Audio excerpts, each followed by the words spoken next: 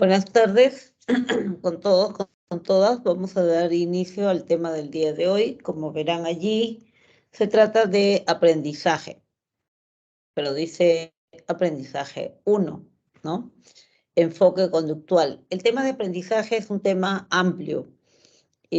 Piensen que el 70% aproximadamente de los comportamientos que nosotros exhibimos, practicamos, desarrollamos día a día son comportamientos que hemos aprendido. No vinieron dentro de nuestro repertorio, sino que lo aprendimos a lo largo de nuestra vida. Entonces, existen diferentes perspectivas para explicar el aprendizaje, porque hay diferentes formas también de aprender. Entonces, vamos a revisar el día de hoy el aprendizaje desde el punto de vista conductual. ¿Qué dice el enfoque conductual? Y se van a dar cuenta que muchos de los comportamientos que tenemos, efectivamente lo aprendimos de esa manera, pero hay otros que no se explican a partir de ese esquema, ¿no? Y por eso es que vamos a seguir revisando otros enfoques la siguiente semana. Situaciones como estas, es probable que ustedes hayan tenido conocimiento directa o indirectamente, ¿no? Si no termino de repasar, mis papás me van a regañar. Entonces, me pongo a estudiar para evitar el regaño. O de repente, si termino de repasar, me siento feliz. Eso implicaría también que tiene que hacer algo para sentirse feliz, que es algo que todos deseamos, que todos gozamos, ¿no? ¿Qué similitud existiría entre estas dos imágenes? ¿Qué similitud encuentran ustedes? ¿En qué se parecen ambos casos?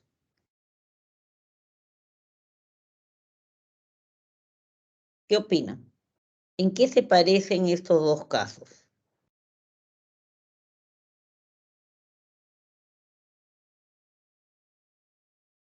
A ver, escriban o activen su micro para poder escucharlos, para poder saber sus opiniones.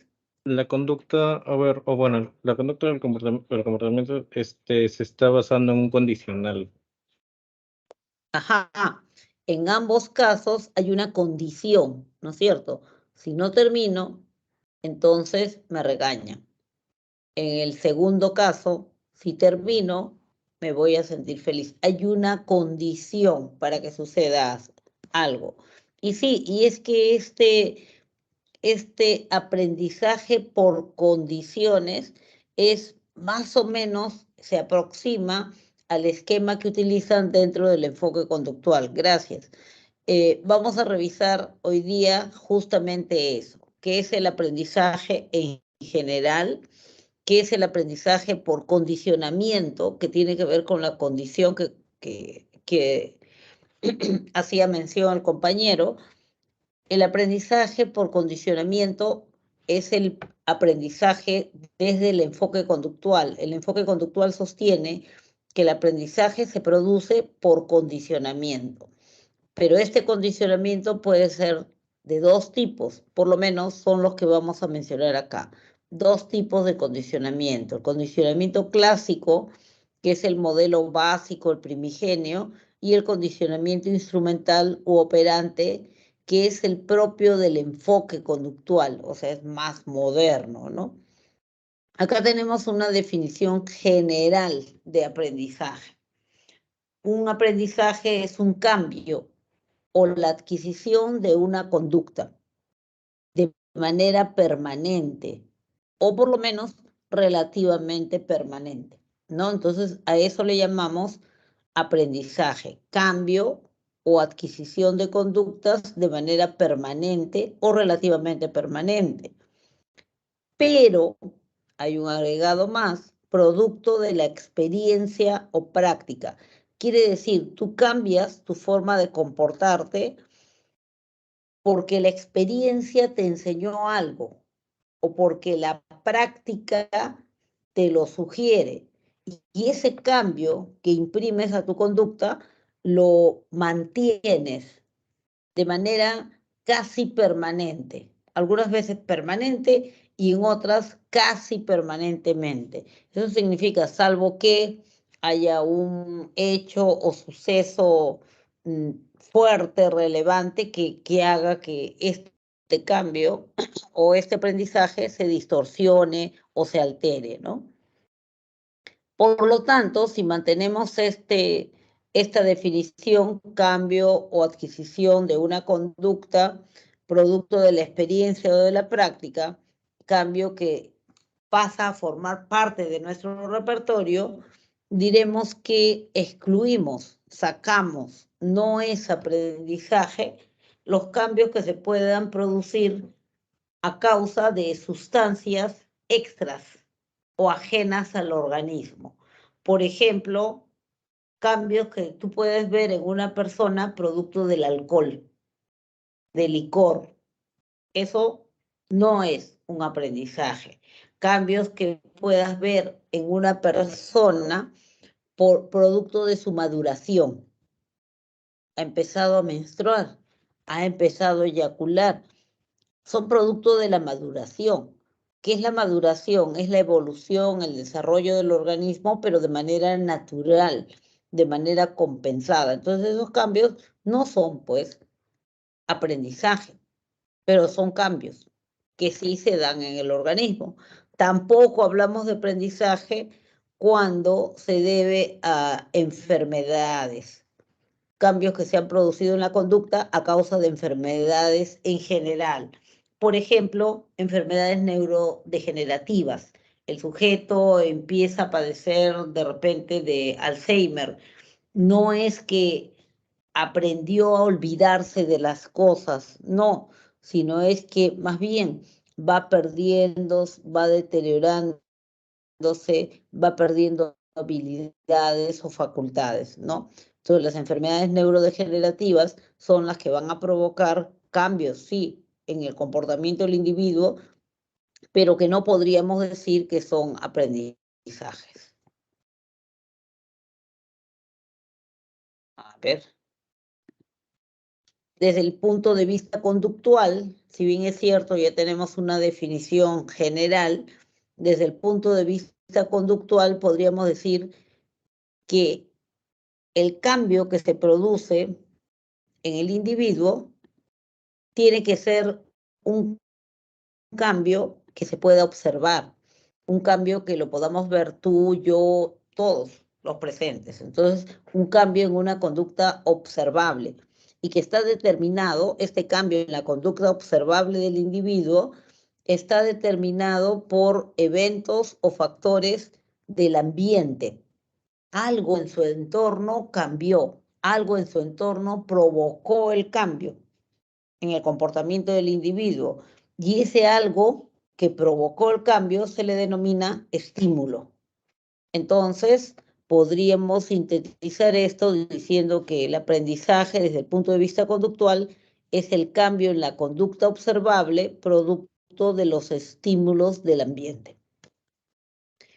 Así, bajo ese modelo, aprendemos lo que son hábitos, actitudes, algunas respuestas emocionales. Por ejemplo, ¿no? Esta chica que tienen aquí en la imagen, ¿qué aprendió? A ver, pasaba por esta calle solitaria y le robaron. Entonces, ¿qué aprende la chica a ya no pasar por esa calle? O sea, producto de su experiencia, producto de la práctica, producto de lo que le sucedió, ella aprendió a ya no pasar por esa calle, ¿no? Algo, un estímulo hubo en el ambiente que hizo que ella aprendiera o cambiara su comportamiento. Siempre pasaba, ahora ya no pasa. A este principio se le conoce con el nombre de condicionamiento. El condicionamiento es la adquisición de la predisposición para emitir una conducta. En análisis conductual van a encontrar que siempre cambian la palabra conducta por respuesta. Entonces, cuando le dicen predisposición para emitir una respuesta, se están refiriendo a para emitir una conducta específica, rápida o probable. ¿Producto de qué? Producto de una asociación que se ha dado entre algunos estímulos y algunas respuestas, entre algunos estímulos y algunas conductas. Respuesta igual conductas. Esta relación que se ha dado entre estímulos y respuestas es lo que se conoce con el nombre de condicionamiento. Esta relación que se ha dado entre estímulos y respuestas es lo que va a provocar la predisposición a reaccionar de una manera determinada. El condicionamiento dentro del enfoque conductual se puede clasificar en dos tipos.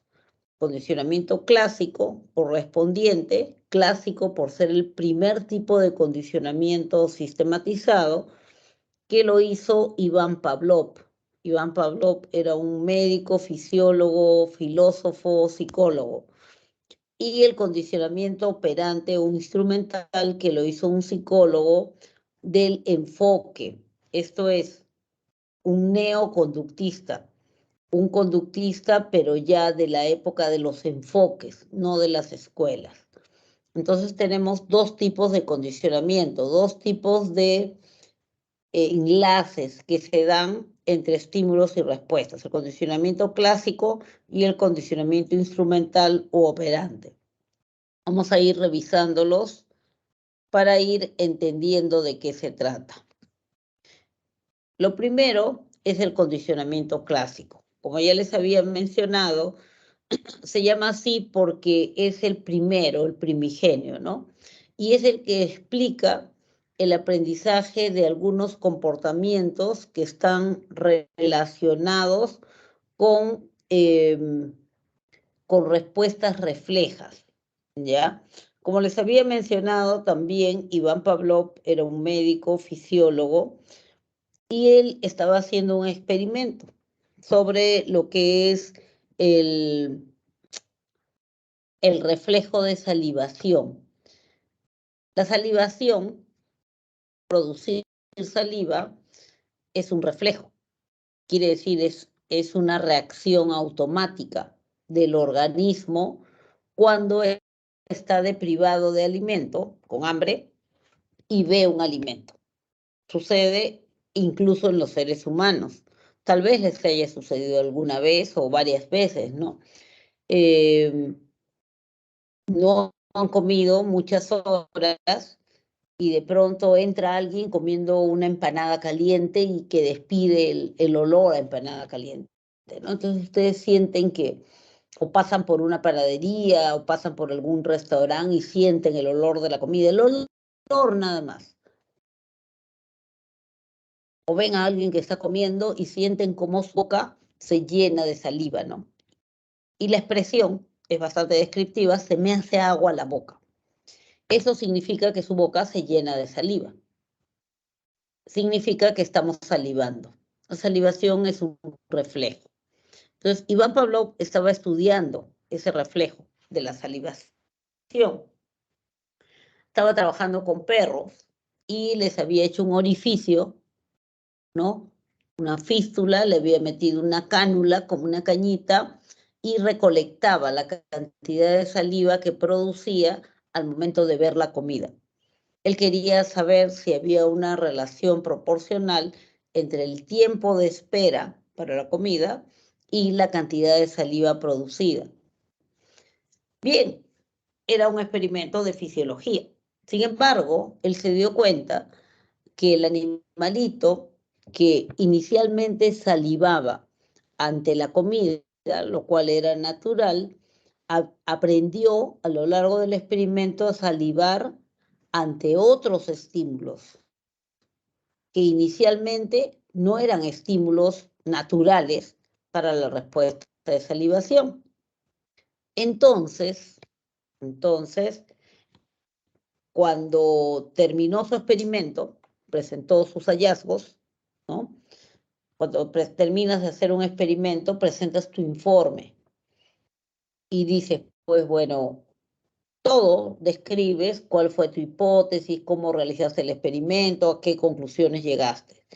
Y hay un acápite en el cual tú pones otros hallazgos. En los otros hallazgos, tú puedes mencionar algo que sucedió durante el experimento y te llamó la atención. Y tú consideras que es importante para la comunidad científica. Lo vayas o no lo vayas a estudiar, pero tú lo puedes mencionar. Entonces, Iván Pavlov presentó allí, en el informe, el hecho de que el animal había aprendido a salivar ante otros estímulos que no eran los naturales. Lo natural para la salivación es la visión de la comida, la vista de la comida. Entonces, ¿qué pasó, no? ¿Qué pasó? ¿Qué es esto? Entonces, él mismo decidió hacer un experimento para comprobar el aprendizaje del animal. Entonces, otra vez, tenía el perrito ahí y empezó a separar elementos. Entonces, lo que hizo fue lo siguiente. A la comida, que era un estímulo que de manera natural iba a provocar la respuesta refleja de salivación, le llamó estímulo incondicionado. La saliva era el estímulo incondicionado. Con esto quería decir estímulo natural. ¿Ya? La reacción refleja ante la comida era la salivación. A esto le llamó respuesta incondicionada. O sea, era la respuesta refleja. Nadie se la enseñó. También identificó un tercer elemento. El tercer elemento era un estímulo que no provocara salivación. Un estímulo que no provocara salivación. Podía ser cualquiera. Pongo un lapicero, no va a salivar. Pongo un lápiz, no va a salivar. Pongo un celular, no va a salivar. Hago sonar un diapasón. Un diapasón es ese instrumento que parece una U, ¿no? Y que quienes estén de alguna manera vinculados con la música, toquen algún instrumento, saben que sirve para afinar, ¿no es cierto? Entonces tú haces vibrar el diapasón y te da una nota con la cual vas afinando tu instrumento. Bueno, emite un sonido. Entonces, en algunos textos puede ser que encuentren que el sonido de una campana o el sonido de un timbre, pero era un sonido. Al final no es muy relevante qué tipo de sonido. Pero bien, él encontró que el sonido del diapasón obviamente no provocaba salivación. No porque escuchara el diapasón iba a empezar a salivar. No, no salivaba. A ese estímulo que no provocaba la respuesta que estaba estudiando, le llamó estímulo neutro o estímulo neutral. Entonces, el estímulo neutro es el que no provoca la respuesta refleja. El estímulo incondicionado es el estímulo que de forma natural provoca la respuesta refleja. Y la respuesta refleja le llama respuesta incondicionada. 3 elementos. Para probar su hipótesis, lo que hizo fue lo siguiente. Relacionar la presentación del estímulo neutro, o sea, el sonido del diapasón, junto con el de la comida, estímulo incondicionado. Entonces lo relacionó de la siguiente manera. Sonaba el diapasón, entraba el hombre con la comida y el animalito salivaba. ¿Ya? Entonces, otra vez, sonaba el diapasón, entraba con la comida, el animal ya estaba salivando. Sonaba el diapasón, entraba con la comida, el animal ya estaba salivando. ¿Ya? Entonces, él dice que a la 11ª vez, o sea, después de 10 veces que apareó, juntó, presentó juntos los estímulos, a la 11ª vez, apenas empezó a sonar el diapasón, apenas empezó a sonar el diapasón, el animalito ya estaba salivando. Todavía no había entrado la comida, pero él ya estaba salivando. Entonces, el EQQD comprobó, ¿no? Lo que quería demostrar, el EQQD, así se pone, ¿no? Entonces, él demostró que aprendió a salivar delante de un estímulo que inicialmente no provocaba la respuesta. ¿Cuál respuesta? La salivación. Ahora sí lo provoca. ¿Y cómo lo hizo? Asociando estímulos, ¿ya? A este estímulo, diapasón, obviamente ya no le iba a poder seguir llamando neutro. ¿Por qué? Porque ahora estaba provocando algo. Entonces le llamó estímulo condicionado. Estímulo condicionado viene a ser el sinónimo, si quieren, de estímulo aprendido, ¿ya? Entonces al diapasón que inicialmente era neutro, ahora le llama estímulo condicionado. Y a la salivación que inicialmente era una respuesta incondicionada, ahora le llama respuesta condicionada. Pero si es salivación igual, ¿por qué no le mantiene el nombre? No le puede mantener el nombre porque la respuesta incondicionada es la respuesta refleja. Y esta salivación de aquí abajo no es una respuesta refleja. Es una respuesta aprendida. Aprendido. ¿Por cómo lo aprendió? Asociando. Entonces le llama respuesta condicionada. Respuesta condicionada. ¿Ya? ¿Y qué pasó con la comida? Puede que alguien pregunte, ¿no? Sonó el diapasón, el animal empezó a salivar y entró el experimentador con la comida. Entonces, inclusive la comida ya no era el estímulo incondicionado, ya no, porque el estímulo incondicionado era el que iba a provocar la respuesta incondicionada. Ya no, ahora la comida que entra después, acá el plato de comida, aparece como el estímulo consecuente, algo así como el estímulo reforzador. Es el estímulo, o sea, la situación, el cambio, el estímulo que va a reforzar el aprendizaje. Entonces, suena el diapasón, el animal empieza a salivar, entra la comida, como si dijera, bien en salivar, porque acá está tu comida. ¿Ya? Entonces, todos los elementos, los 3 elementos que están en la línea de arriba, pasan a cumplir una función diferente, empiezan a cumplir una función diferente. Diapasón, que era estímulo neutro, ahora es estímulo condicionado. Salivación, que era estímulo incondicionado, respuesta incondicionada, ahora es respuesta condicionada. La comida, que era el estímulo incondicionado, ahora es un estímulo reforzador. Ya, no alcanza. Es un estímulo reforzador. Ya. Bien, eso es el esquema del condicionamiento clásico. Así es como se produce el condicionamiento clásico. Como básicamente asociando estímulos, presentándolos juntos o casi juntos en el tiempo. Puede ser que simultáneamente está sonando el diapasón, está entrando la comida, o puede ser que suene el diapasón e inmediatamente después entra la comida. Pero es inmediatamente después, ¿ya? Bien. Presentó entonces, sí, claro, su trabajo, ¿no? Habiendo probado lo que él había hipotetizado. A partir de allí se siguen haciendo experimentos y John Watson hace un experimento con un niño. Este pequeño niño llamado Albert, que tenía 11 meses, era su hijo. Entonces, bueno, fue permitido por eso. Entonces, él trata de replicar lo que Pavlov había realizado.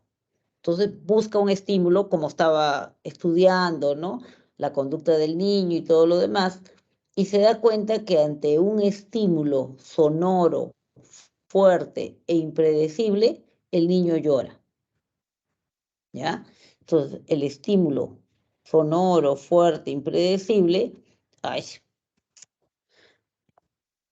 ¿qué dice? Provocaba que el niño llorara de manera espontánea. No era que nadie le había enseñado, no, nadie le había enseñado, sino que es natural. Es natural que un niño de menos de un año, ante un estímulo que no sabe de dónde viene, porque lo están haciendo a su espalda, él no sabe de dónde viene, empiece a llorar.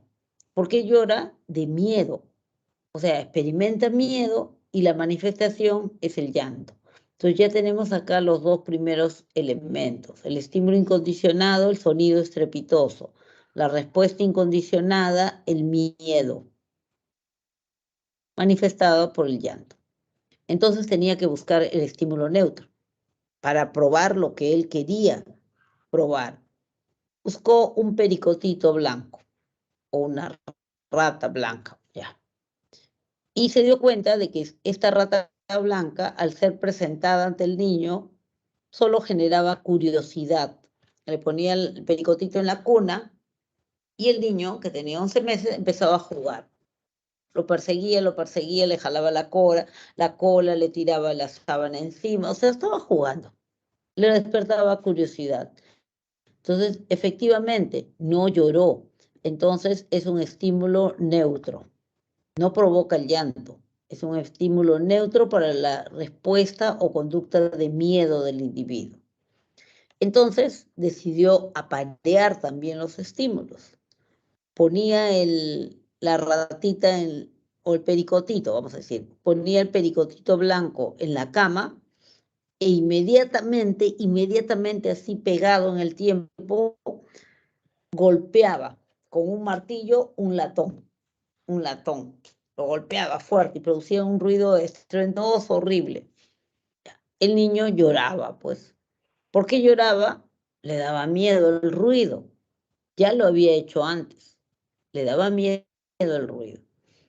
Pero la variante ahora era que estaba presentándolo junto o pegado a lo que era la presencia del pericotito. En el caso del niño, de Albert, no fueron necesarios 10 intentos.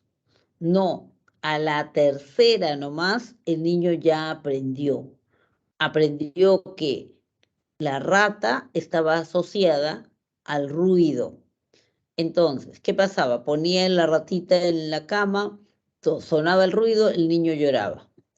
La ratita en la cama, sonaba el ruido estruendoso, la ratita y el niño lloraba. Tercera vez, la ratita en la cama, sonido estruendoso, el niño lloraba. A la cuarta vez, apenas pusieron la ratita en su cuna, el niño empezó a llorar. Y lloraba y no quería verlo, quería que lo saquen de ahí. Entonces, aprendió que la ratita era la señal de que ya llegaba, ya entraba el sonido estruendoso, ¿no? Entonces, aprendió a tenerle miedo a la ratita. Entonces, lo que dice Watson es de que así aprendemos una serie de emociones. Existen muchas emociones, sobre todo las emociones básicas, que las aprendemos bajo ese principio. Así lo aprendemos. O sea, ¿cómo? Asociándolos. Podemos encontrar, si buscamos en nuestra vida, si buscamos en nuestras experiencias, varias que se ajusten a este proceso. Podría decir, por ejemplo, parece una cucarachita y el niño está gateando y empieza a perseguirla con su manito. La mamá lo mira y lo jala al chiquito de un brazo mientras grita. El niño empieza a llorar por el jalón y el grito de la madre. Pero en lo sucesivo aprende a tenerle miedo a las cucarachas.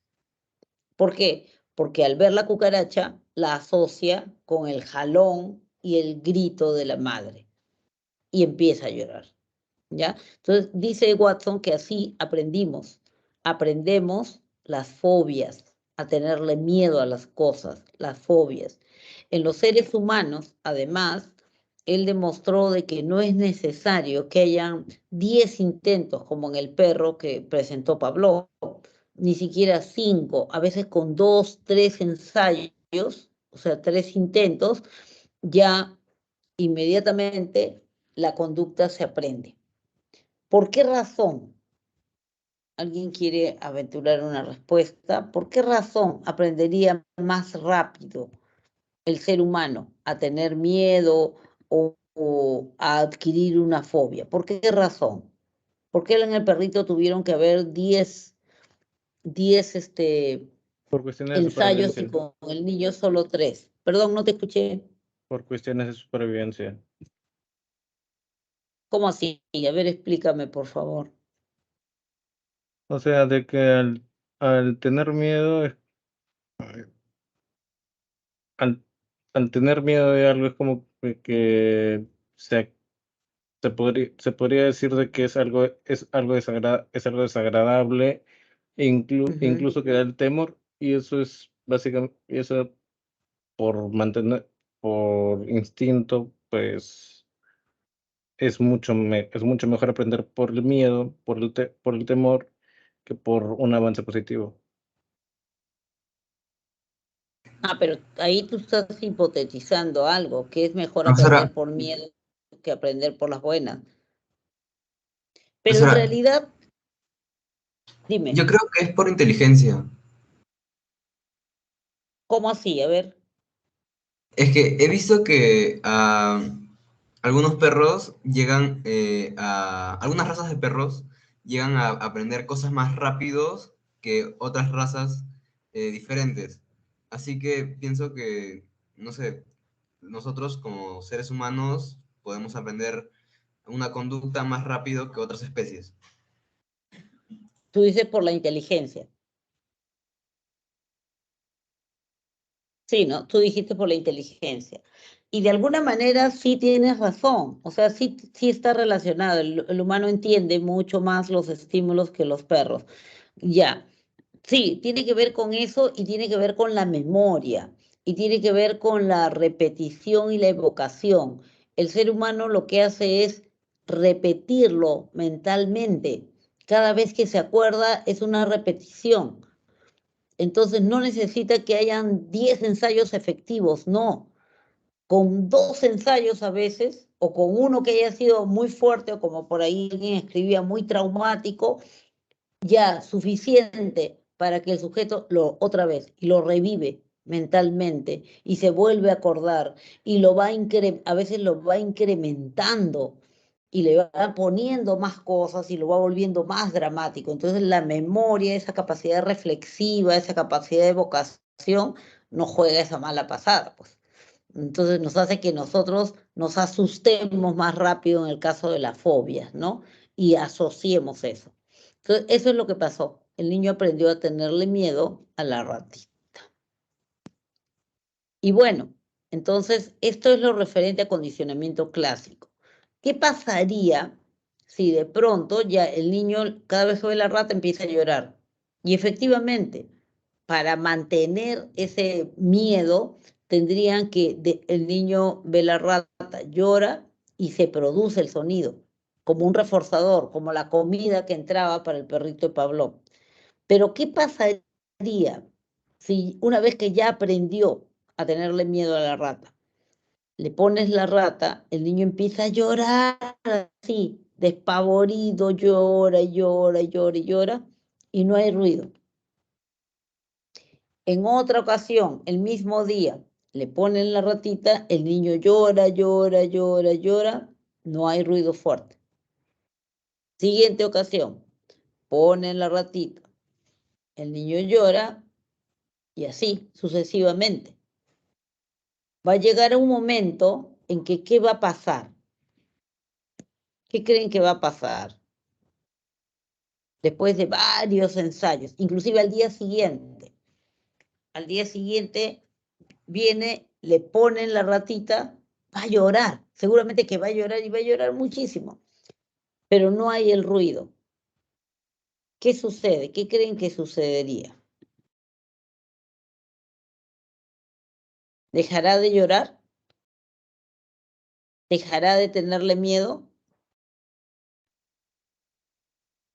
¿O no? Profesora, así como fue acondicionado a eso, ¿no dejaría de llorar porque ese estímulo ya dejó de estar y va a relacionar que la rata ya no solo representa el ruido?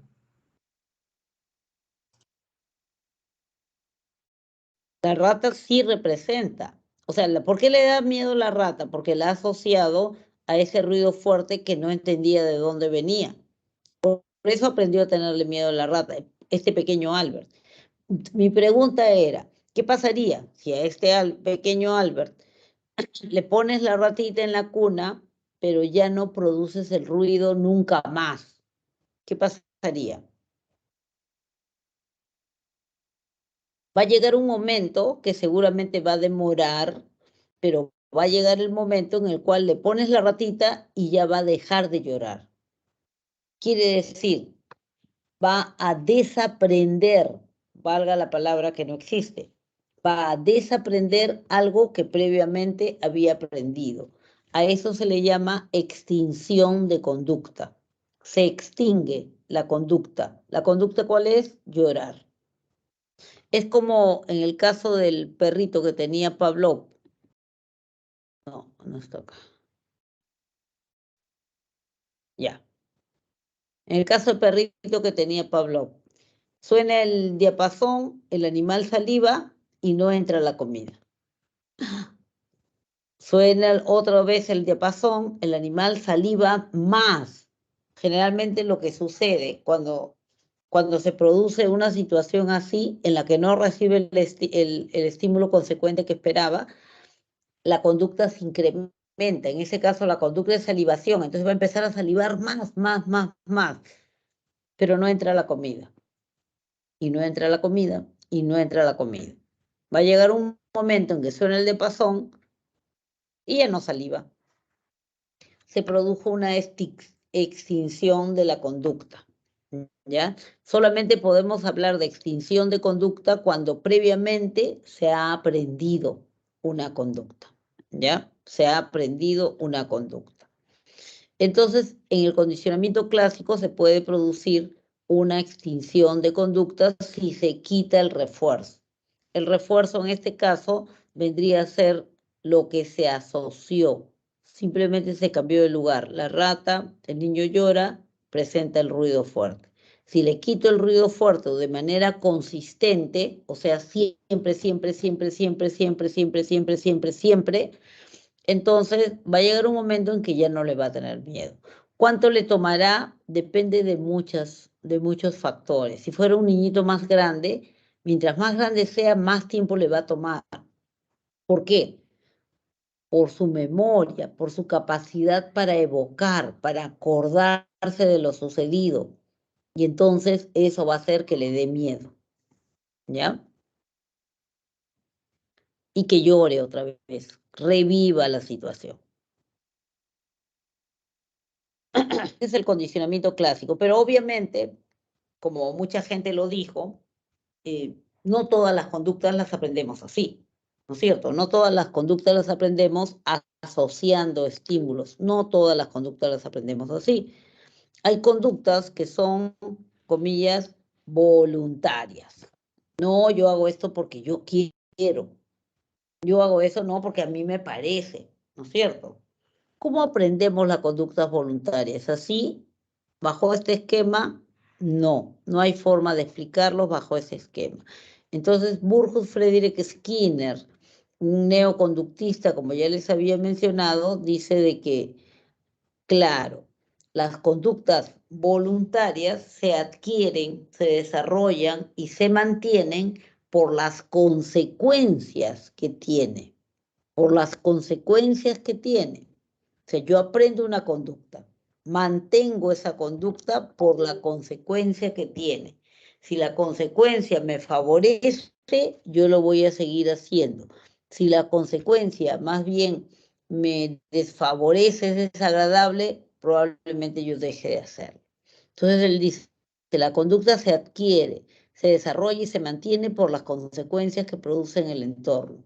Como les había mencionado, Skinner es un neoconductista y como todo conductista son bastante objetivos y tratan de trabajar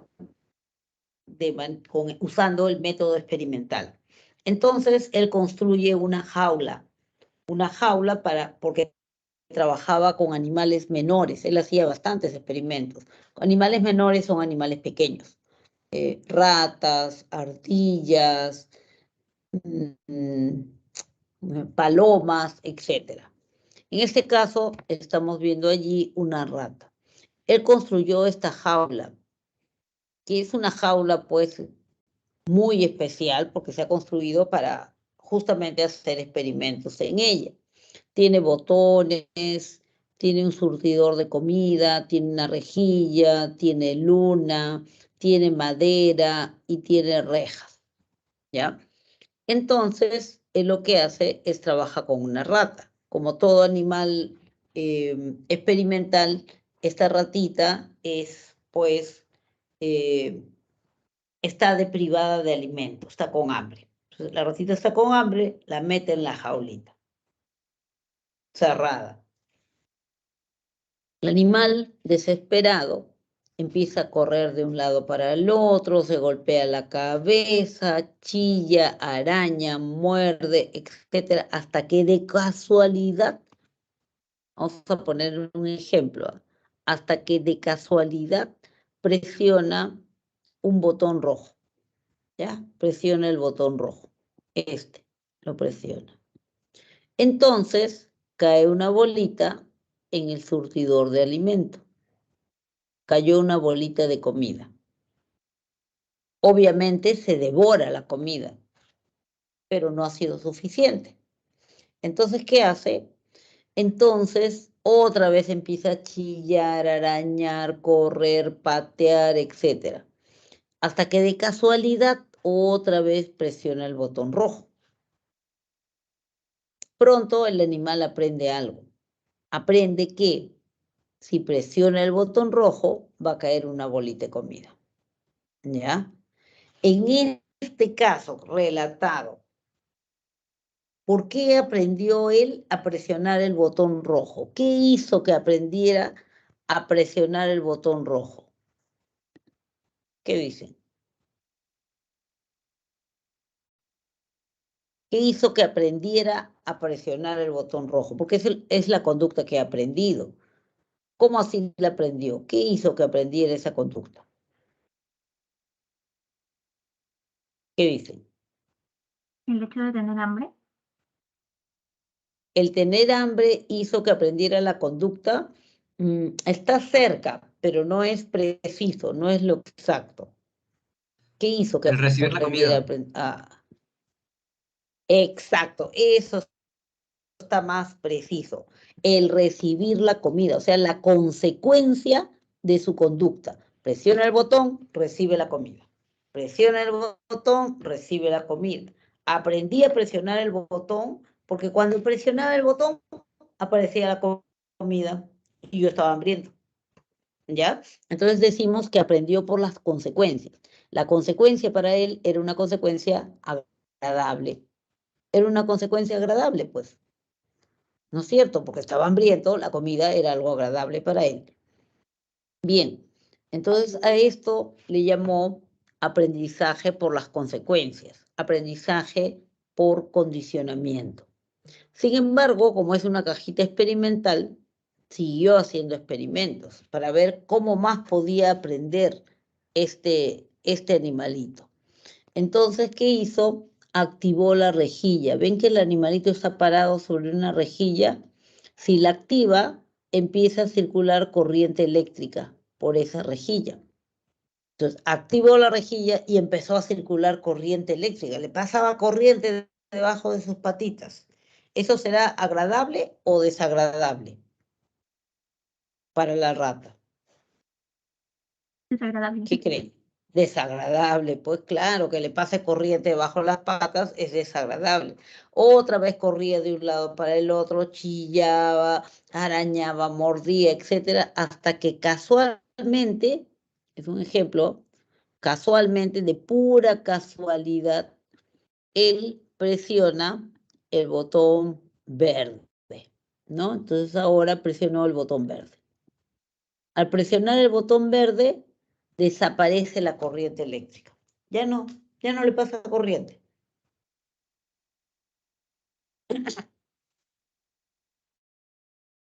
Pero ha sido al azar.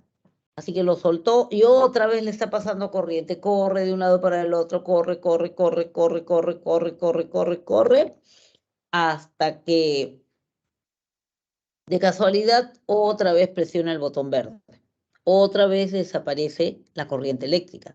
Pronto el animalito aprende algo. Aprendió que si presiona el botón verde, desaparece la corriente eléctrica. Ahora, ¿cómo podríamos decir eso? O sea, ¿cómo podríamos decir por qué aprendió el animal a presionar el botón verde? ¿Cómo lo podríamos explicar?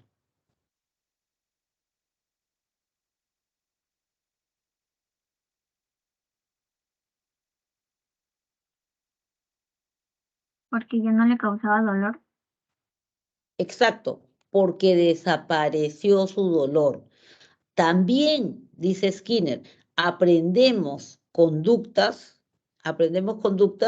porque la consecuencia de mi conducta es que desaparece algo desagradable para mí. Me pasa corriente por las patitas, que desagradable, pero yo presiono el botón y desaparece eso desagradable que está debajo de mis patitas, ¿ya? Entonces, hay dos formas de aprender, según lo que acabamos de ver en la caja de Skinner. Aprendió a presionar el botón rojo porque la consecuencia era que aparecía un estímulo agradable.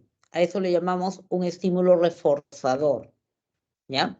En el segundo caso, aprendió a presionar el botón verde porque la consecuencia era que desaparecía un estímulo desagradable. Le llamamos un estímulo aversivo. Un estímulo aversivo es un estímulo desagradable, algo que no quiere, algo que le produce rechazo. Entonces, a eso le llamamos un estímulo aversivo. Este estímulo aversivo desaparece. Entonces yo presiono para que desaparezca esto que me molesta tanto. Dos formas de aprender. Pónganse a pensar, ¿cuántas cosas han aprendido en su vida porque la consecuencia es algo bueno? ¿Y cuántas cosas han aprendido en su vida porque la consecuencia es que desaparece algo malo? A ver, piensen en un ejemplo de cada uno. Al momento de seguir las normas para que no me castiguen. Ya aprendí a cumplir las normas de la escuela o del instituto, o de la academia, de la universidad, para evitar, vamos a decirlo en positivo, para evitar que me castiguen. ¿Está bien? ¿Estoy diciendo lo que me has dicho? Sí. Ya, para evitar que me castiguen.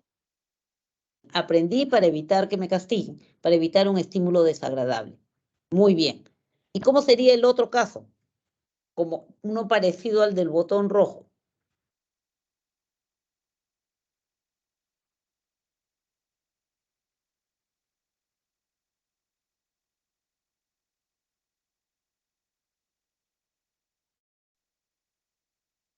¿Cómo sería un caso en el cual yo aprendo un comportamiento porque la consecuencia es grata para mí? Cuando haces favores y te dan dinero por eso. Cuando, perdón, esa partecita no te Cuando te no te mandan a entendí. hacer algo y cuando vuelves te dan dinero por eso. Como recompensa. Ajá, ya. Entonces, aprende a ayudar de repente, o hacer un trabajo extra porque le dan un dinero para eso. Claro, obviamente, sí, es un buen ejemplo. 2 formas de aprender. Estas 2 formas de aprender ratifican o muestran un principio que en análisis conductual se le llama el principio de reforzamiento. Entonces, el reforzamiento es el principio conductual o del condicionamiento operante que te explica cómo puedes aprender una conducta, ¿ya? Se le llama reforzamiento. Luego volvemos ahí. El reforzamiento es el principio de condicionamiento que te explica por qué aumenta la frecuencia de la conducta. ¿Por qué aprendes una conducta nueva? ¿Por qué la haces más veces? O, en su defecto,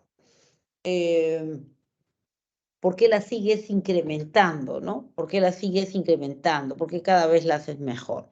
Eso se llama reforzamiento. Pero existe otro principio también en el condicionamiento operante que te va a explicar por qué se reduce una conducta, por qué ya casi no emites una conducta. Entonces se disminuye la frecuencia de emisión de una conducta cuando pasan algunas cosas como consecuencia. Pero a este principio le llamamos castigo. ¿Ya? En el condicionamiento operante hablamos de reforzamiento para explicar por qué una conducta se mantiene o se aprende, y castigo para explicar por qué una conducta va desapareciendo o dejando de realizar en determinados contextos. También se habla de extinción, lo vamos a ver después, ¿ya? Entonces el reforzamiento y el castigo, reforzamiento, castigo y extinción, son los principios con los que se rige el condicionamiento operante. Skinner dice además que para que se dé a cabo este condicionamiento que él llama instrumental u operante, cualquiera de los 2 nombres, es necesario que existan 3 elementos. Habla de la triple relación de contingencia. Triple porque son 3 elementos. Relación de contingencia es una relación de coincidencia. Quiere decir que hay 3 elementos que se encuentran. 3 elementos que se encuentran cuando se produce un condicionamiento, ¿ya? Entonces, él habla, en primer lugar, habla de un estímulo discriminativo. El estímulo discriminativo viene a ser algo así como una señal, un indicador que te dice que es probable que si tú emites determinada conducta, tengas determinada consecuencia. ¿Ya? Entonces, el estímulo discriminativo es la señal. En el estímulo discriminativo, o sea, tú identificas, ¿no? Ahora puedo hacer esto. ¿Por qué? Te están dando la señal. Ahora puedes hacerlo. El segundo elemento es la respuesta o conducta operante. Para ceñirnos al esquema conductual, vamos a decirle respuesta. Pero sabemos que se refiere a la conducta, ¿ya? La conducta operante, quiere decir la conducta, entre comillas, voluntaria. Ya, no sé si se entiende, pero ese es. Y el tercer elemento viene a ser la consecuencia, o también llamado estímulo consecuente. Entonces tenemos 3 elementos que van a coincidir. Ay, cualquier cosa salió ahí bien feo, ¿no? Vamos a ver, pues.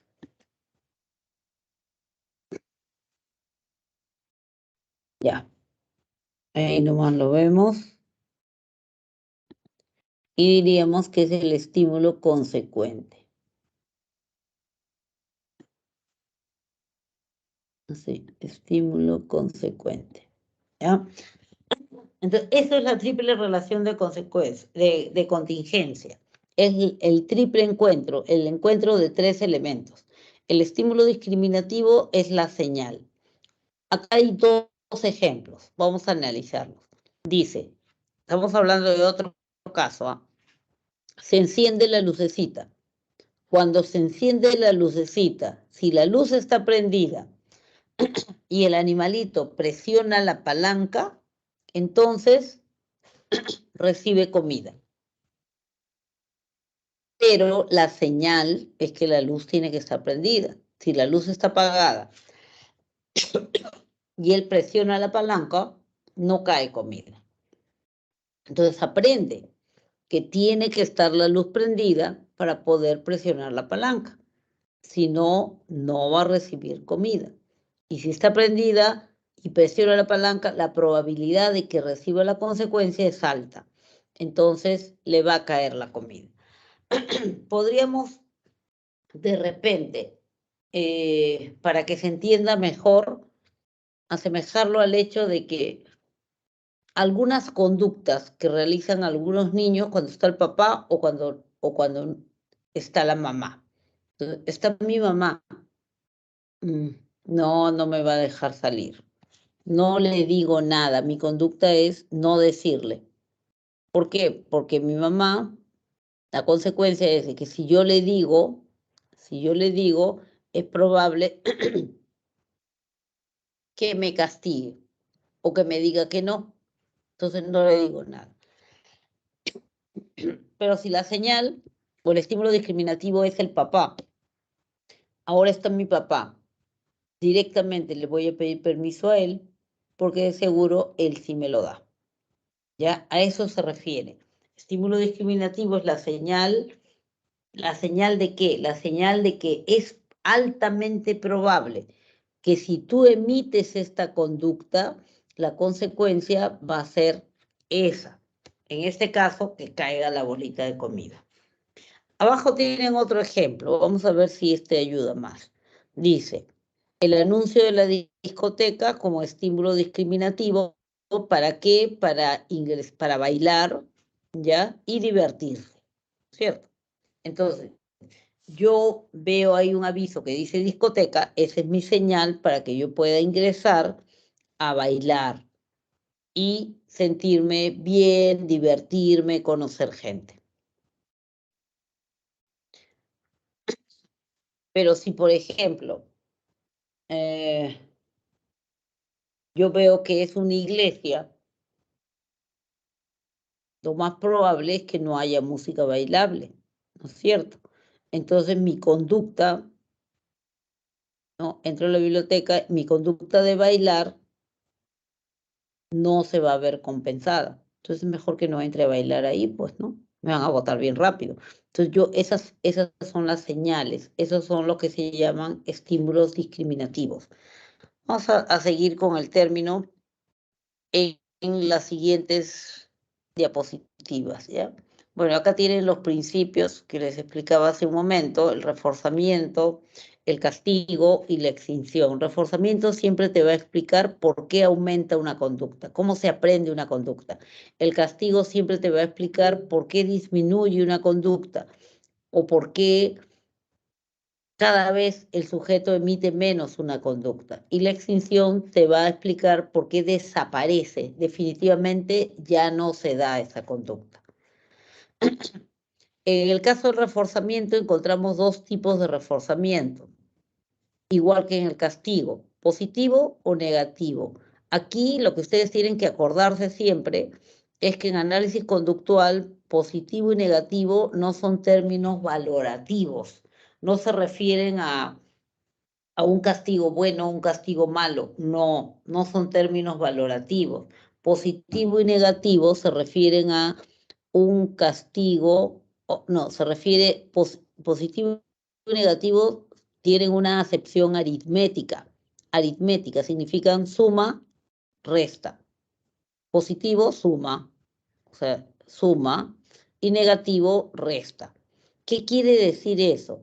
Que en el reforzamiento positivo se suma algo al ambiente. No había algo, ahora se suma. Aprendió a presionar el botón rojo, porque cada vez que presionaba el botón rojo aparecía una bolita de comida. Se sumaba a la situación algo. ¿Qué se sumó? La bolita de comida. Reforzamiento positivo. Aprendió a presionar el botón verde, porque cada vez que presionaba el botón verde, desaparecía la corriente eléctrica. Se restaba algo de la situación, se quitaba algo de la situación. ¿Qué cosa era en ese caso? La corriente eléctrica. Entonces hablamos en el segundo caso de un reforzamiento negativo. ¿Es reforzamiento? Sí, es reforzamiento. ¿Por qué? Porque ha aprendido algo. Y cada vez que aprende, el principio que está funcionando es reforzamiento. Entonces, es reforzamiento, pero hemos visto dos casos diferentes. El reforzamiento positivo, porque aparecía algo, la bolita de comida se sumaba, y reforzamiento negativo, porque se restaba algo de la situación, la corriente eléctrica, ¿ya? Entonces, los términos positivos y negativos, insisto, son términos que se utilizan en una acepción aritmética, como suma, resta. Lo mismo sucede en el caso del castigo, que lo vamos a explicar con detenimiento después. En el caso de la extinción, se habla de la desaparición de la conducta reforzada. O sea, desaparece la conducta. ¿Por qué? Porque ya no hay el refuerzo, o sea, el estímulo consecuente ya no es el mismo. Por ejemplo, ¿qué pasaría? Presiona el botón rojo, cae una bolita de comida. Dime. Disculpe, parece que su pantalla se quedó en triple relación de contingencia. No te puedo creer. Ya, a ver acá. Estábamos acá. Ahora sí se ve mí. ¿Oh, sí? ¿Sí? Sí, mí. Ya, gracias. Entonces, miren, acá hablábamos de reforzamiento positivo y negativo, ¿no? Positivo, el que tuvo la ratita al aprender a presionar el botón rojo. Reforzamiento negativo, el que tuvo la ratita cuando aprendió a presionar el botón verde. El castigo es igual y lo vamos a ver después. En el caso de la extinción, decía, desaparece la conducta aprendida. Aquí había aprendido a presionar el botón rojo, ¿no es cierto? Aprendió a presionar el botón rojo. ¿Para qué o por qué? Porque caía una bolita de comida. ¿Qué pasa ahora si el animalito presiona el botón rojo y no cae la comida? Seguramente va a incrementar su conducta. Presiona, presiona y presiona varias veces, pero no cae la bolita de comida. Y dentro de un rato vuelve a presionar el botón rojo, no cae la bolita de comida. Y todo el día sigue presionando el botón rojo, no cae la bolita de comida. Al día siguiente, presiona el botón rojo, no cae la bolita de comida. Presiona, presiona, presiona, no cae la bolita de comida. ¿Qué va a pasar? ¿Qué creen que va a pasar? ¿Qué supone que puede pasar?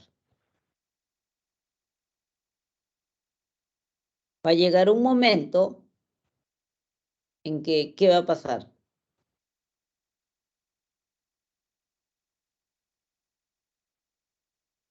Va a llegar un momento en que se extingue su conducta. Ya no va a seguir presionando el botón rojo. ¿Por qué? Desaparece la conducta. Desaparece porque ya no tuvo el refuerzo. Y fueron 2 días. Ya no tuvo el refuerzo, simplemente se extinguió la conducta. Hablamos de extinción. Igual puede suceder acá. Aprendió a presionar el botón verde porque desaparecía la corriente eléctrica. Pero ¿qué pasa si presiona el botón verde y sigue corriendo electricidad bajo sus patas? Presiona más fuerte, sigue corriendo electricidad. Más fuerte, sigue corriendo electricidad. ¿Qué va a pasar? Va a llegar un momento en que va a dejar de presionar el botón verde. ¿Por qué? Ya cambió la consecuencia. Entonces se extingue la conducta de presionar el botón verde. ¿Ya? En esos casos hablamos de extinción. Igual puede suceder con el castigo, pero quiero primero explicarles un poco más sobre el castigo cuando llegue su momento. Vamos, acá tenemos un esquemita que trata de explicar el reforzamiento positivo, que es algo que acabamos de ver. El estímulo discriminativo es la señal, es así como se esquematiza.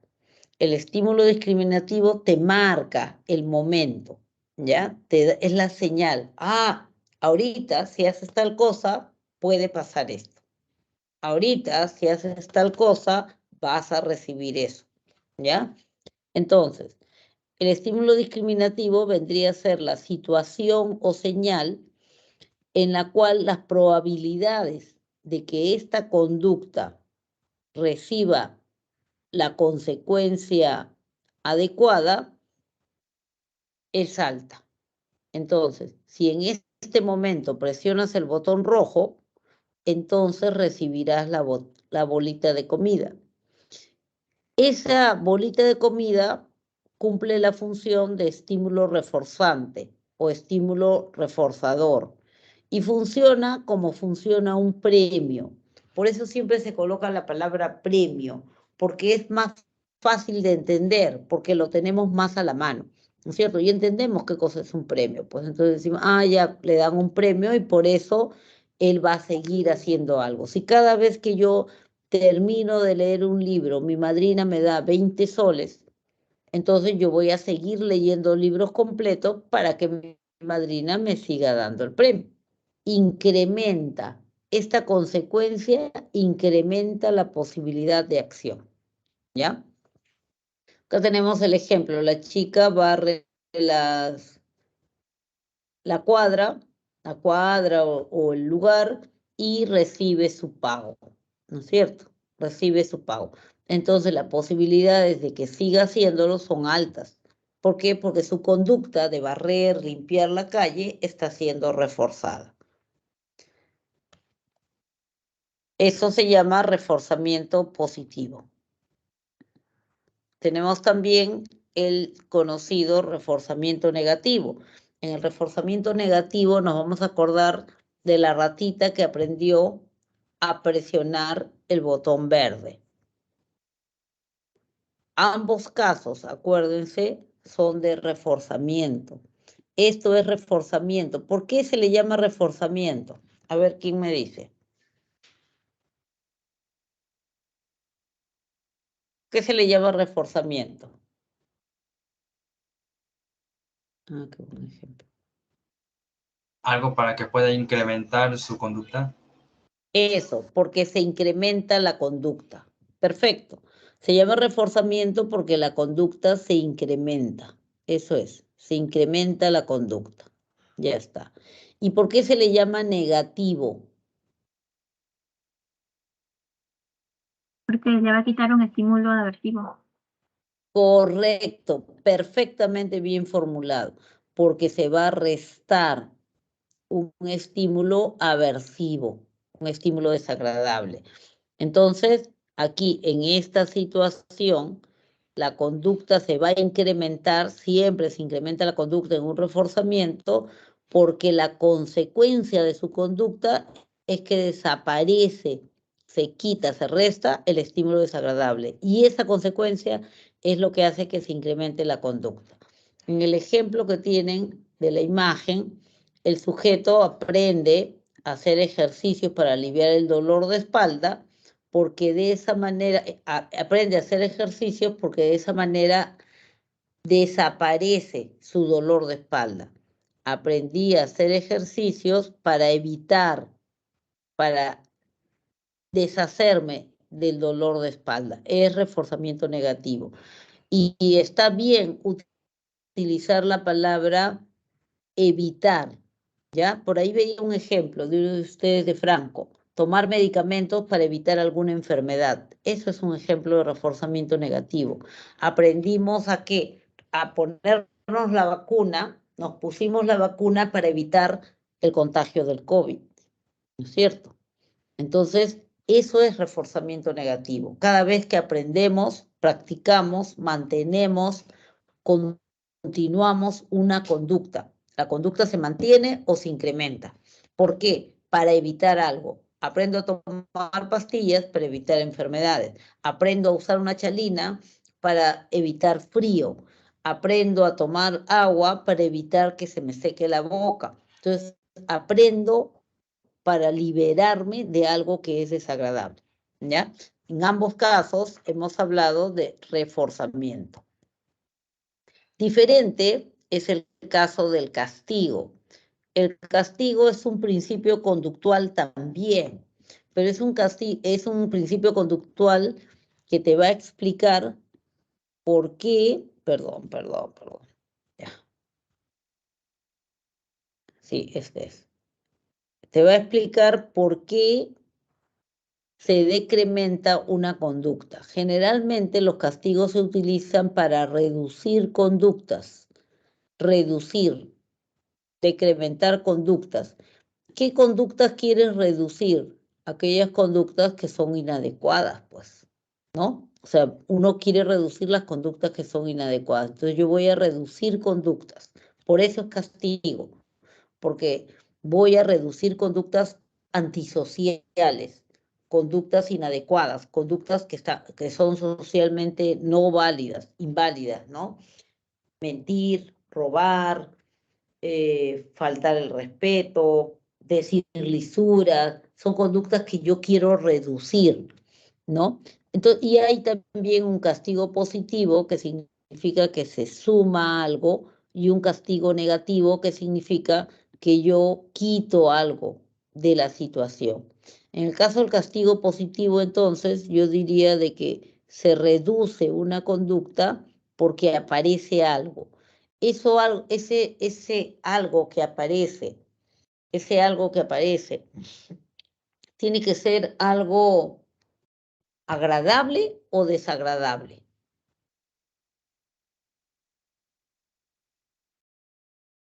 ¿Qué dicen?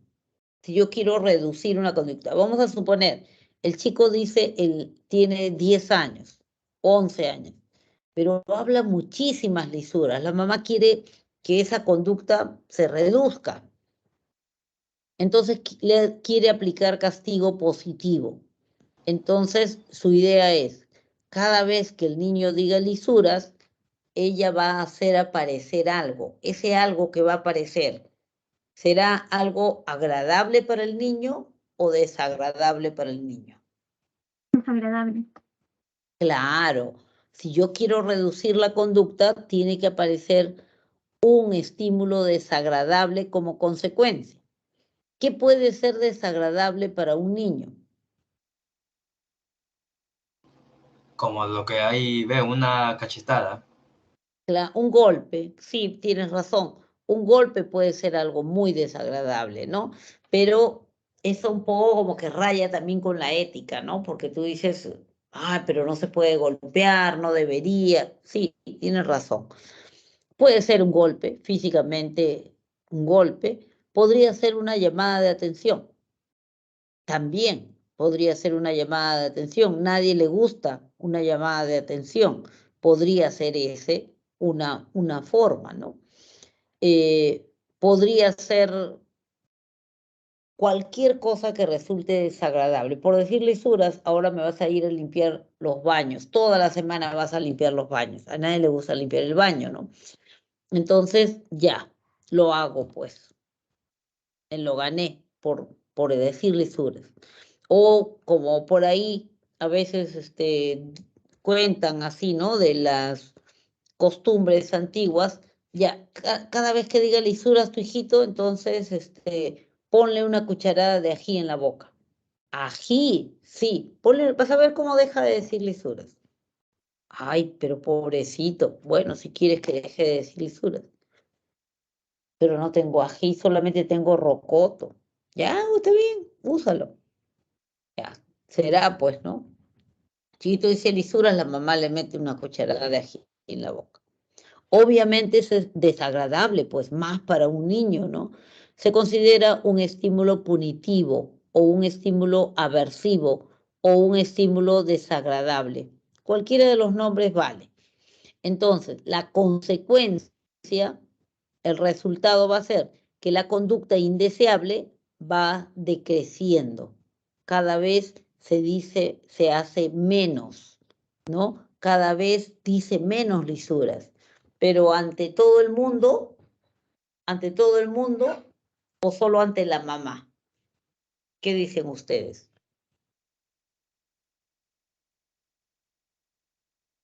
¿Chiquito dejará de decir lisuras ante todo el mundo o solo ante la mamá? ¿Solo ante la mamá? Claro, Claro. solo ante la mamá. ¿Por qué? Porque ella es la que aplica el castigo. ¿Qué función cumple la mamá? Es cierto, ella es la que aplica el castigo. ¿Qué función está cumpliendo dentro del esquema del castigo positivo? La de reducir su conducta. ¿Qué función cumple acá la mamá?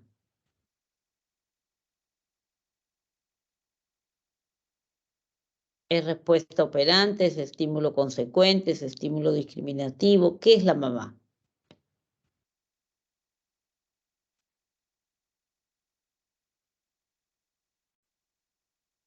A ver, ¿qué dicen?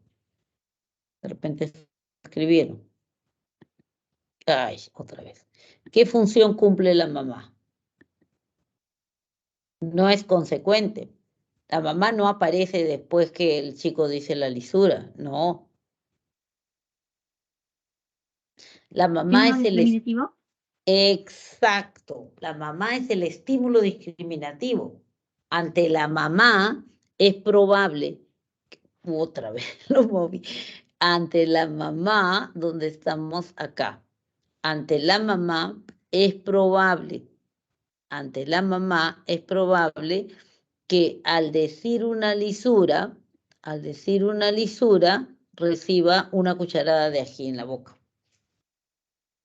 Pero vamos a cambiar el estímulo discriminativo. Ante los amigos, ¿es probable que le pongan una cucharada de ají en la boca? No. No. No, pues claro, ante los amigos va a seguir diciendo lisuras. Sí. Claro que sí, por supuesto que sí. Y si los amigos, cada vez que él dice lisuras, decir lisuras es su conducta operante acá. Cada vez que dice lisura, los amigos se ríen, le celebran, lo aplauden. ¿Qué rol cumplen ahí los amigos? Apoyarlo en las cosas que está haciendo mal. Claro. Un reforzamiento Entonces, positivo. claro, un reforzamiento positivo. Qué buena respuesta. Los amigos están reforzando positivamente, son estímulos reforzadores. Muchas veces sucede así, los amigos son estímulos reforzadores. Por eso, ante los amigos es probable la conducta aumenta. ¿Por qué? Porque sabe que los amigos lo van a premiar. Pero ante la mamá, ante la mamá no dice lisura, pues. ¿Por qué? Porque la mamá le mete una cucharada de ají en la boca. Entonces, el castigo positivo se refiere a eso. Se refiere a la reducción de la conducta. Se reduce la conducta, ¿por qué? Porque aparece algo. ¿Qué cosa aparece? Un estímulo aversivo. ¿Qué es eso? Un estímulo desagradable. ¿Qué es eso? Un estímulo que no le gusta al sujeto. Aquí le están poniendo estímulo punitivo. Un estímulo punitivo es un estímulo como una pena, como un golpe, como una agresión, ¿no? También funciona como eso. Mujer abofetea a su hijo, dice, ¿no? Ya.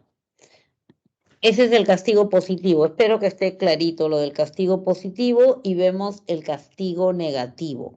Cuando hablamos de castigo negativo, también estamos hablando de castigo. Entonces, también estamos hablando ¿de qué estamos hablando? ¿Incremento o decremento de conducta?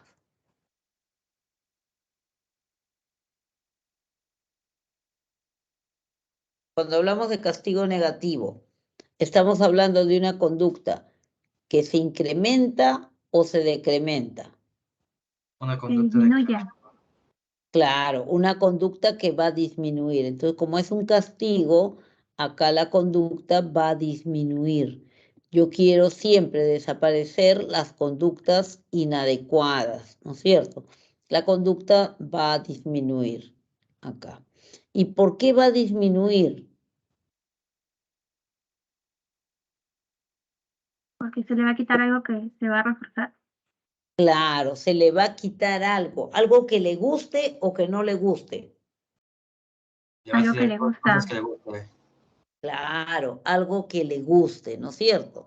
Siempre hay un estímulo discriminativo, que es la situación en la cual se hace probable que esta conducta indeseable, vamos a seguir con decir lisuras, tenga como consecuencia que le quiten algo agradable. Entonces, ahí tienen el ejemplo. Hija, acuéstate, la chica deja el celular, guarda tu celular, la chiquita se queda hablando, se queda revisando todo.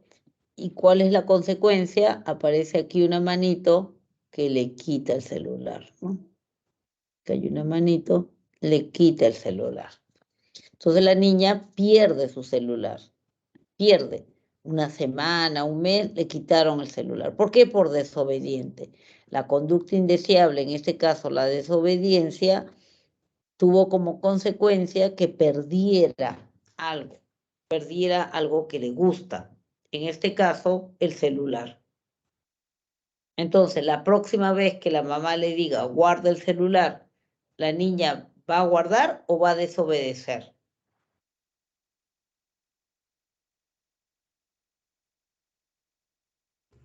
Va a guardar.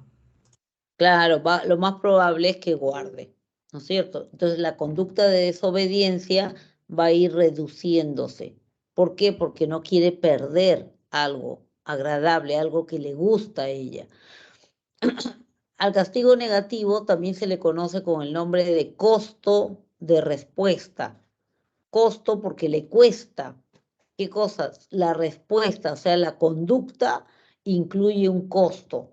El costo es lo que va a perder, es lo que va a perder el sujeto. Entonces, si ustedes leen por ahí que dice costo de respuesta, se está refiriendo a eso, al castigo negativo, ¿ya? Castigo negativo es costo de respuesta. Tenemos aquí la extinción, en el caso del condicionamiento instrumental o operante, ante un estímulo discriminativo determinado, la conducta desaparece. ¿Por qué desaparece? Porque la consecuencia que lo instauró, que le ayudó, con la que estaba vinculada, ha desaparecido. O sea, la consecuencia ya no es la misma, la conducta ha desaparecido. La consecuencia ha desaparecido, desaparece la conducta, ¿ya? Entonces dice, la extinción es la supresión, se suprime para siempre de refuerzo a una conducta operante, previamente reforzada. Entonces, por eso me parece interesante hablar de extinción. Cuando hablemos de extinción, pensemos en que se desaprende una conducta. Algo que previamente yo había aprendido, ahora lo olvidé. Yo dejé de hacerlo. Ya no más. ¿Por qué? Porque la consecuencia se alteró. ¿Ya? Se suprime el refuerzo a una conducta operante que previamente había sido reforzada. Por ejemplo, ¿no? Ahí tienen, la chica cada vez que ve a su amiga de cabello largo, la saluda. Y ella le responde. ¿Cuál es la consecuencia de su saludo de la chica de la casaquita? ¿Cuál es la consecuencia de su saludo? En este cuadro, ¿cuál es la consecuencia de su saludo? Estímulo discriminativo, la amiga. Conducta operante, saludar. ¡Hey, hola! ¿Y cuál es el estímulo consecuente? La respuesta de su amiga. Bien, la respuesta de la amiga es el estímulo consecuente. Entonces, ¿y es un estímulo consecuente agradable o desagradable? Agradable. Agradable, ¿no es cierto? Entonces, ¿qué principio operante ha funcionado ahí?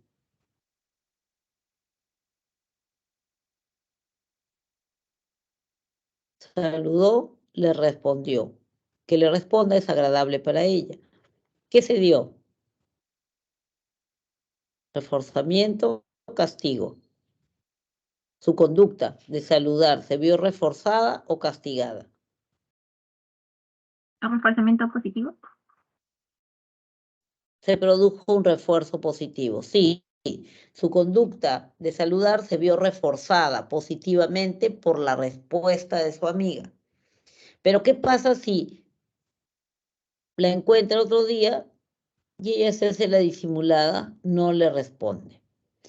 Otro día más, la saluda, no le responde. La saluda, no la responde. Le saluda, no le responde. Le saluda, no le responde. Le saluda, no le responde. Consistentemente, varios días. ¿Qué va a suceder? Que va a llegar un momento en que va a ver a la amiga y ya no le va a responder. Ya no le va a saludar. La conducta se extingue. ¿Ya? Ya no le saluda, pues. Ya no le saluda. ¿Por qué? Porque ella no le contestaba. Pues, no le saludó. Se extinguió su conducta de saludar. Y eso hay que tenerlo bien claro, porque a veces nosotros sin darnos cuenta, reforzamos algunas conductas que nos gustaría que desaparezcan y castigamos otras conductas que nos gustaría que permanezcan. Por ejemplo, a ver,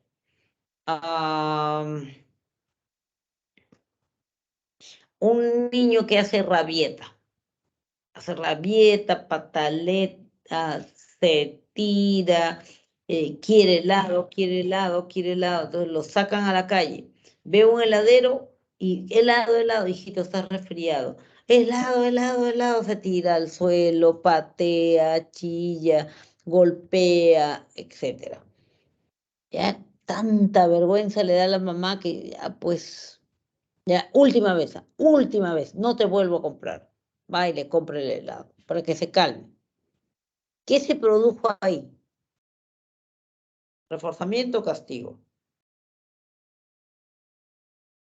Reforzamiento. Reforzamiento. ¿Qué conducta se vio reforzada?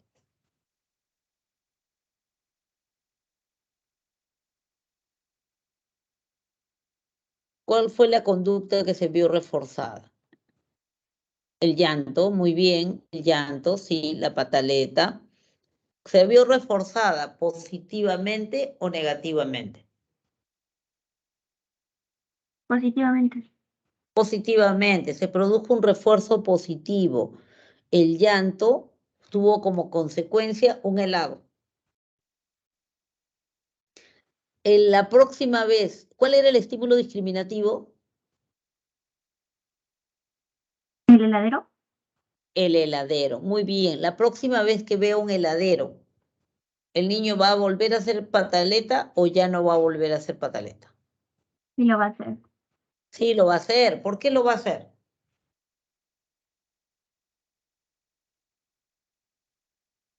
Porque su conducta ha sido reforzada. Claro, porque sabe que es altamente probable que la mamá le compre. Que la mamá le compre. ¿No es cierto? Entonces, si al comienzo la mamá dice, no te voy a comprar, él incrementa su conducta. Ya no solamente patea, se tira al piso también. Patea a la gente que pasa por su alrededor. Incrementa la respuesta y probablemente va a recibir su helado, ¿no? Entonces, eso es lo que sucede. A veces reforzamos comportamientos que quisiéramos desaparecer y a veces castigamos comportamientos que nos gustaría que permanezcan, ¿no? Oye, ¿tu enamorado no te mandó flores este mes? Qué raro, ¿por qué se han peleado? No, pero todos los meses te mandaba flores, te traía regalitos. Siempre lo veía que traía regalitos, mandaba flores. ¿Qué pasó? No sé, qué raro, ¿eh? ¿Y qué tú, no le has preguntado? No, nada. Y Pero ¿y qué le decías cuando traía flores, regalitos?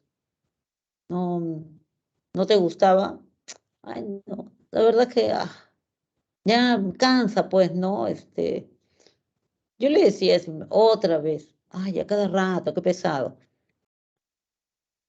Pero de verdad que sí extraño ahora que no me mande. ¿Pero qué pasó? ¿Qué pasó con la conducta de enviarle regalos? ¿Qué pasó? Extinguido. Se extinguió. ¿Por qué? Porque no ha sido reforzada. Claro, no fue reforzada. O de repente a veces le decía, a veces no, o de repente le respondía mal, ¿no? Entonces, primero fue castigada y después, si ya no dijo nada, fue extinguida, ¿sí? Acá se hace una comparación entre condicionamiento clásico y condicionamiento operante. Interesante aquí la comparación.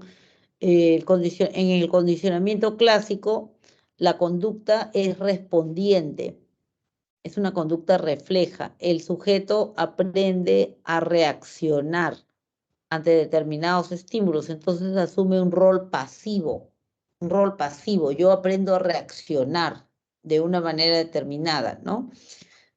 Los estímulos son los que afectan al sujeto. Se aprende por asociación de estímulos, se asocian estímulos, no se relaciona y se aprende por eso, se aprende por asociación de estímulos. En el condicionamiento operante, en cambio, la conducta es emitida. No es que el sujeto reacciona, no, sino el sujeto acciona sobre su medio. Por eso se le llama también instrumental. Utiliza su acción como un instrumento para conseguir cosas, ¿ya? El rol del sujeto obviamente es más activo. Él hace cosas, opera sobre el ambiente. El sujeto actúa y modifica su ambiente y se aprende por las consecuencias. Se aprende por las consecuencias que origina su conducta, por el efecto que tiene. Creo que con estos elementos también pueden ustedes empezar a rebuscar, revisar, observar sus propios comportamientos, o sea, su propia vida, y decir qué cosas estoy haciendo, por qué tal persona dejó de venir o dejó de conversar o dejó de contarme determinadas cosas, ¿no? ¿Por qué de repente sí puedo mantener este tipo de comportamientos o de actividades? O sea, voy revisando, ¿no? Y viendo qué comportamientos estoy reforzando en las personas y qué comportamientos estoy castigando en las personas. ¿Para qué? Para poder tener mayor control sobre nuestro propio quehacer, sobre nuestro propio devenir, ¿no? Entonces, sí pueden encontrar muchísimos ejemplos.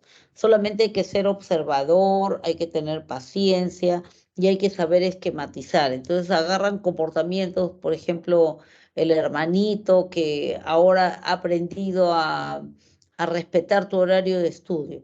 ¿Cómo lo lograste? ¿Qué conducta reforzaste? O sea, es importante ser bien observador en eso para ir reforzando aquello que yo creo que es bueno para la otra persona e ir castigando, que no significa siempre golpe, ¿no? El castigo muchas veces también es social. Eh, por ejemplo, se castiga socialmente con palabras que a veces son mucho más fuertes, ¿no?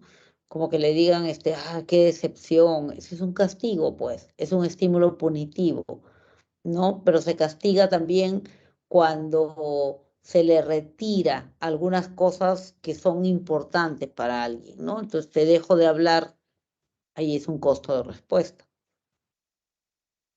Entonces, ir analizando, ¿no? ¿Qué cosas sí estoy, sobre todo usar el principio de reforzamiento? Yo pienso que es lo más saludable, ¿no? Lo mejor. Ir reforzando las conductas que me parecen adecuadas, sea reforzamiento positivo, sea reforzamiento negativo, para evitar situaciones que no me gustan, desagradables, o para conseguir cosas, ¿no? cosas que no necesariamente tienen que ser pues cosas materiales, no necesariamente, ¿no? Mucho del reforzamiento que recibe uno en el refuerzo positivo es reforzadores sociales. Un reforzador social es algo inmaterial. Un reforzador social, por ejemplo, es la atención. Que alguien te atienda cuando le estás hablando ya es reforzante. Pero si tú le estás hablando a alguien y esa persona está haciendo otra cosa, no te refuerza, te está castigando, pues. Entonces, eso es importante tenerlo en cuenta e ir diferenciando, ¿no? Para poder, repito, reforzar aquellas conductas que nos parecen adecuadas y dejar de reforzar aquello que no me parece que es correcto, que es adecuado, ¿no? Entonces, esa sería la tarea, ¿no? Pendiente para poder reforzar estos aprendizajes. Vamos a revisar los ejercicios. Dice, Roxana sale todos los días a pasear con su perro al parque y le coloca una correa que tiene una campanilla. Un día, lavando la correa, se le cae la campanilla y observa que inmediatamente el perro va corriendo hacia la puerta, moviendo su cola, feliz. Respecto a los elementos del condicionamiento clásico, esta reacción de la mascota corresponde a un ejemplo de, o sea, la reacción de la mascota, el correr hacia la puerta, moviendo la cola alegre.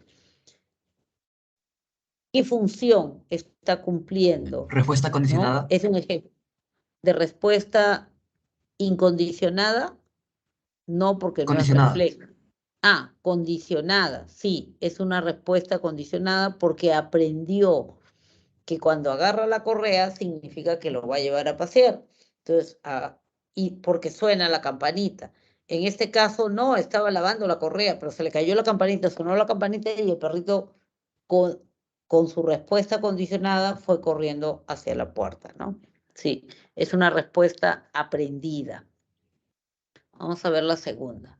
Dice, Mariano, para obtener ingresos adicionales durante su jornada laboral, a la hora del refrigerio ofrece productos de belleza a sus compañeras de trabajo.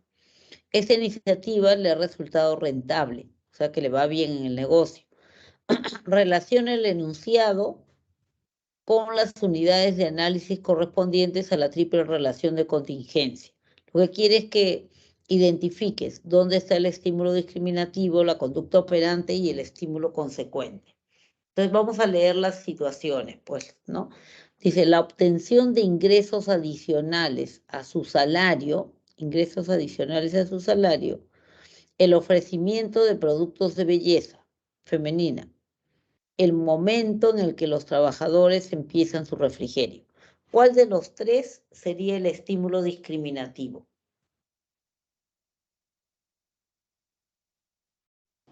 Lo sé. La C. El momento en que los trabajadores empiezan su refrigerio, claro, es el estímulo discriminativo, la señal, ¿no? ¿Cuál sería la conducta operante? La B. A ver, El ofrecimiento de productos de belleza femenina. Bien. Y ya, bueno, el único que queda, el estímulo consecuente, la obtención de ingresos adicionales a su salario. Muy bien, muy bien. Vamos a la tercera. Dice, el ceviche resulta muy gratificante para Enrique. O sea, le encanta el ceviche. En cambio, a su gemela Raquel le provoca arcadas. Le da náuseas, entonces. Por su conducta responsable y eficaz en el trabajo, su jefe pagó 2 órdenes de ceviche mixto para ellos. Caramba, ¿dónde se fue? Allá. Uy. Ahí está. 2 órdenes de ceviche mixto para ellos. Entonces, considerando los principios del condicionamiento operante, se puede afirmar que este plato constituye para Raquel, mientras que para Enrique, ¿qué sería el plato? la B sería. Un castigo positivo, claro, le están dando algo que no le gusta. funciona en realidad como un castigo positivo. No es un castigo, pero bueno, ha funcionado como un castigo positivo. Mientras que para Enrique, sí, un reforzamiento positivo, correcto. Sí, porque a él sí le gusta, pues sí lo va a comer. Ay, la clave de respuestas. A ver, vamos a revisar un par más, ¿ya? Pero para revisarlas, antes de darle la clave completa de respuestas, tendría que compartir la otra separata.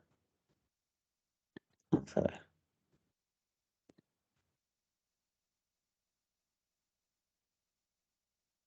Vamos a ver. Ya, acá tenemos este, ¿ya?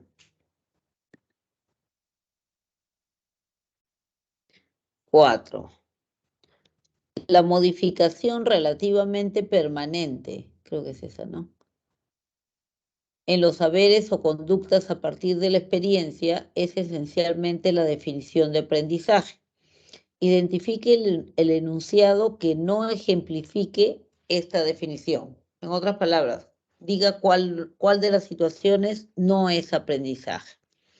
Entonces dice, Otto ha dejado de hacer pataletas luego que en varias ocasiones sus padres no le dieron el celular después de esos berrinches. ¿Qué te está pidiendo? A ver, identifique el enunciado que no ejemplifique aprendizaje. Ya. La B. Bien, a raíz del diagnóstico de enfermedad de Alzheimer, doña Estela se irrita intensamente cada vez que se siente desorientada. Sí, tienes razón, eso no es aprendizaje. Cada vez que oye en la calle la misma canción que escuchó en el entierro de su padre, Eleonor llora desconsoladamente. ¿Ese es un ejemplo de qué?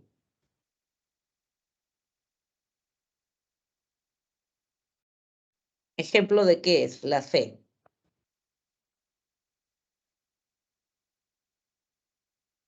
Cada vez que oye en la calle la misma canción que escuchó en el entierro de su padre, Eleonor llora desconsoladamente.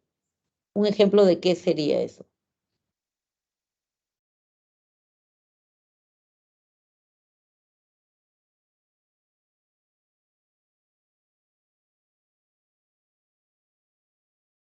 ¿Ejemplo de qué? ¿Ya saben? Condicionamiento clásico. Bien, condicionamiento clásico, claro que sí. Desde que ha estado ganando más del doble de su apuesta usando la estrategia que le enseñó su primo, Rómulo asiste todos los días al casino. ¿Qué cosa es? ¿Ejemplo de qué?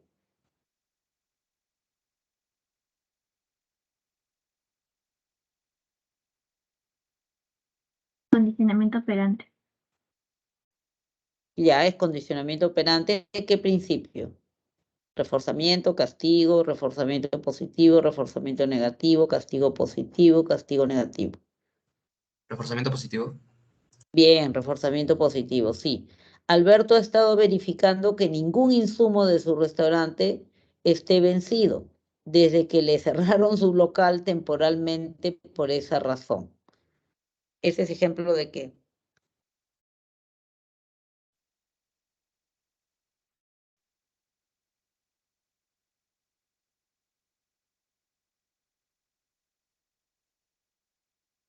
Reforzamiento Ejemplo negativo. ¿de qué, perdón? Reforzamiento negativo. Bien, reforzamiento negativo. O sea, verifica que no estén vencidos para evitar que le cierren otra vez el local. Y la respuesta efectivamente estaba en la letra B.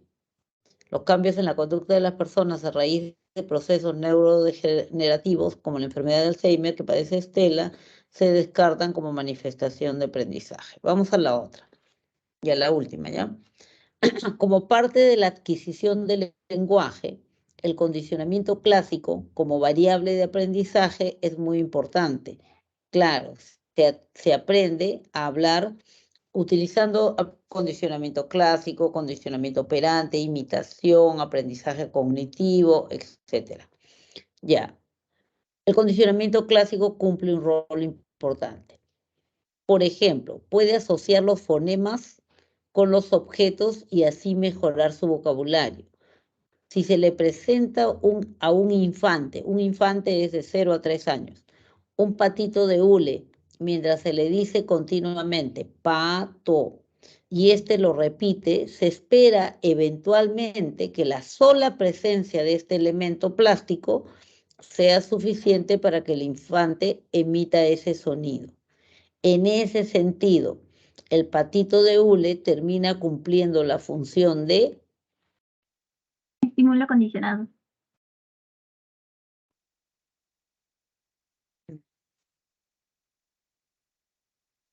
Claro. Termina cumpliendo, sí, termina cumpliendo el rol de estímulo condicionado. Sí, tienes razón. Inicialmente era, Un estímulo neutro. claro, era un estímulo neutro y se convirtió en un estímulo condicionado. Tienes razón, tienes razón. Ya. Entonces, regresemos al PPT. ¿Dónde está el PPT? ¿Dónde está el PPT? Ya, acá está.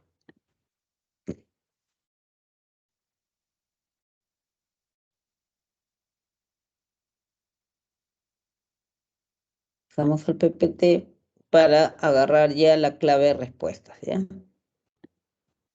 Uy.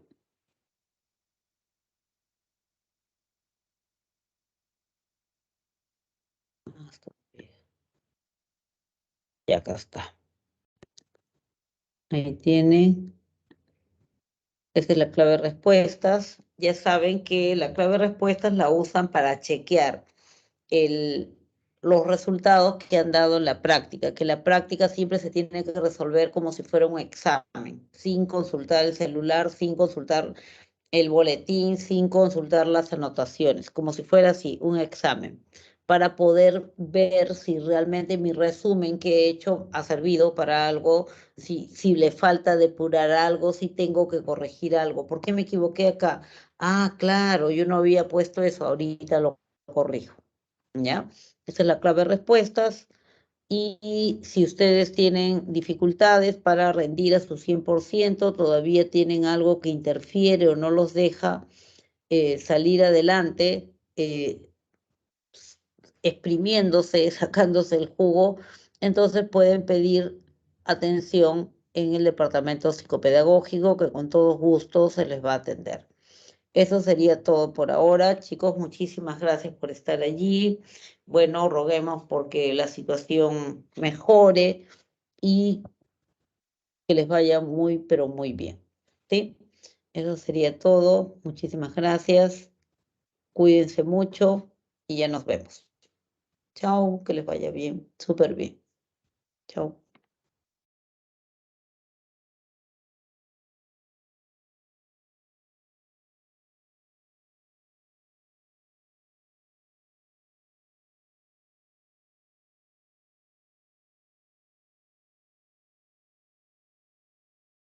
Gracias a ustedes. Nos vemos. Chao.